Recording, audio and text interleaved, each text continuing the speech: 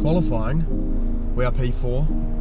Could have done a little better, but no one wanted to tow us around. That's kind of to be expected.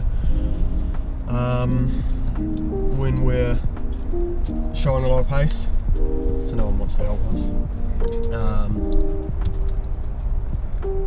No way to get through here, okay.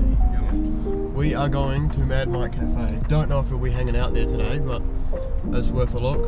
It's just a boiling day and we need iced coffees all around for the team. So that's really what we're going there for, but hopefully it's got a sweet Lambo sort of chilling somewhere around there. So yeah, we still managed P4 with no tow at all. It was the last lap of the session and I was like, oh well, if we don't go for it without a tow, we can't go for it. So yeah, we just went for it. Last lap, the lights were flashing, had 2 minutes to go or less, so we just went for a lap and that was good enough for P4. It's obviously been a good run when you're frustrated with P4 though, and about a 10th off of P2. So press on, we know how to race, and we did it, what, a month ago? Let's go and do it again. The last time I was in here was probably about 3 years ago for the Grand Prix that SVG won.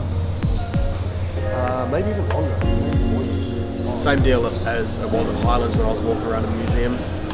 I'm meant to know more about cars, but what I know about is 4 bangers that weigh 500 kilo and have open wheels, which is a Formula Ford, so that's all I need to know about, so that's alright. Thumbnail.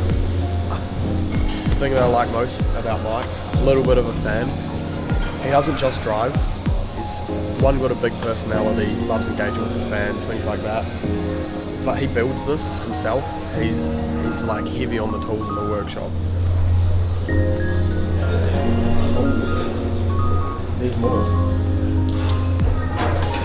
Yeah, I thought you were pointing at his Mazda when you said he's got his RX-7 over here. I'm like, nah, that ain't it. Come on, give us a steer. You've obviously got too many of them. Go behind me. Wouldn't even notice. If one goes missing, it's not me.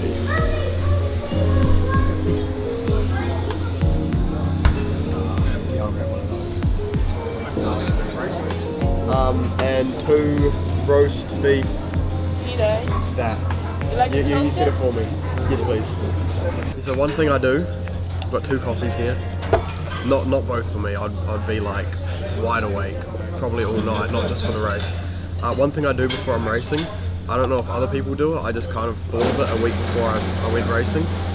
I completely fast from caffeine. I don't have 1 coffee, 1 Red Bull, anything like that a week before we go racing, so that when I have a Red Bull or a coffee in the morning of racing, it actually does something. Like, I mean, the Red Bull I had this morning, I was like wide awake, so yeah, I don't know if that's a common thing or not, but I fast from caffeine for a week before I race.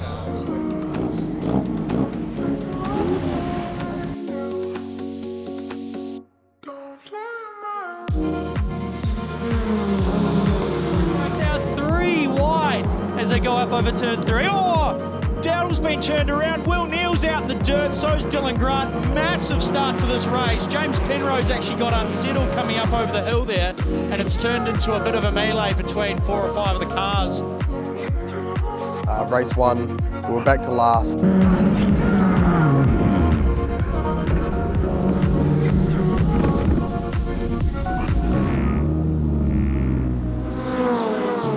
And we had an awesome comeback drive, so if there's anything I can take from the weekend, it's a mean highlights reel from that race. Like, I'll never forget that one. It's probably crazier than iRacing lobbies that I've been in before. There was a whole lot going on.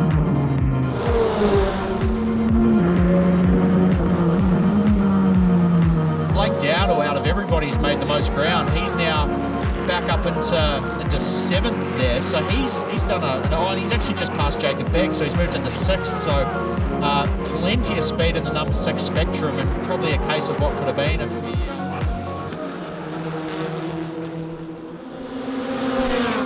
Honestly, man, it has to be the Red Bull I had before the race or something. I don't think I missed one apex.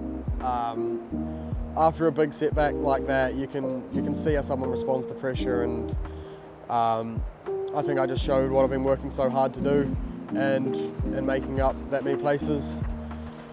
A lot of fun, and it means a lot to be able to take home the P3 trophies. A favourite overtake of that race? Difficult question. They were all my favourite. I was sending it pretty hard. Race 1, there was nothing on my mind actually. I would say a million things, but I can only remember overtakes and apexes. There wasn't anything being brought in from outside the racetrack. It was just driving a race car. We went back to second last and clawed back to fourth. Due to championship structures, we end up with P3 in both NIF and New Zealand Formula Ford, so that's really positive. We've collected a lot of points from some difficult things this weekend. And the championship as a whole, we have extended our points lead massively beyond the difference between a first place and a DNF, so that's really good to have in our back pocket. It's open wheel racing. We know that anything can happen. The Formula Fords, you get a big draft, the wheels are out, so that's definitely something that's handy, but we won't count on anything being sealed until the last race is done.